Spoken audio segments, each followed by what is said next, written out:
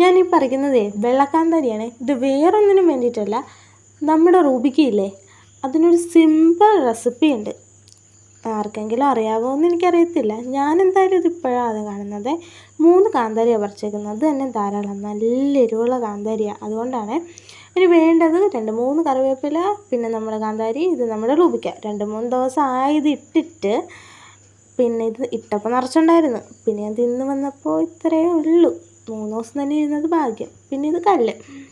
ഈ കല്ലിലാണ് നമ്മൾ ഇതെന്നെല്ലാം ചെയ്യാൻ പോകുന്നത്. ഇപ്പം തന്നെ ഏകദേശം എല്ലാവർക്കും കാര്യം മനസ്സിലായെന്ന് എനിക്കറിയാം. എന്നാലും ഞാനൊന്ന് പറയാം. വേറൊന്നുമല്ല, ഈ കാന്താരിയുടെ ഞൊട്ടൊക്കെ കളഞ്ഞ് അത് നമ്മൾ ഈ കല്ലിലേക്ക് ഇടണം.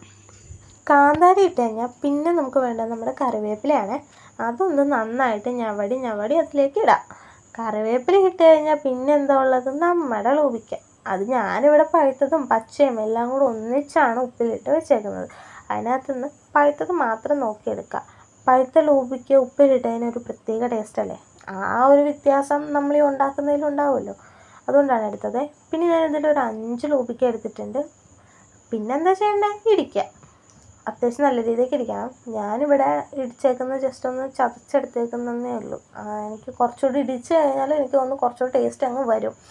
പിന്നെ നമ്മൾ ആ കല്ലിലുള്ളതെല്ലാം എടുത്ത് ആ ഇലേൻ്റെ സൈഡിൽ പാത്രത്തിൽ വെക്കാൻ ഞാനിവിടെ ഇല എടുത്തേക്കുന്നത്.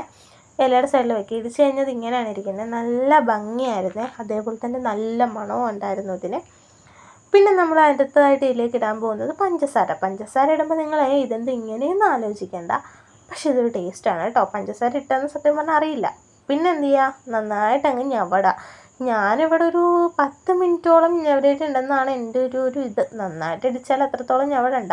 പിന്നെ ഇതിൻ്റെ ഇടയ്ക്ക് എൻ്റെ ഒരു ആക്രാന്തം കാരണം ഞാൻ എൻ്റെ ഇടയ്ക്ക് കുറച്ച് ടേസ്റ്റൊക്കെ ചെയ്യുന്നുണ്ട്. ഒരു 2 തവണ ഞാനിതിൽ ടേസ്റ്റ് ചെയ്തിട്ടുണ്ട്. പിന്നെയും ഞാനിങ്ങനെ ഞവടാണ്.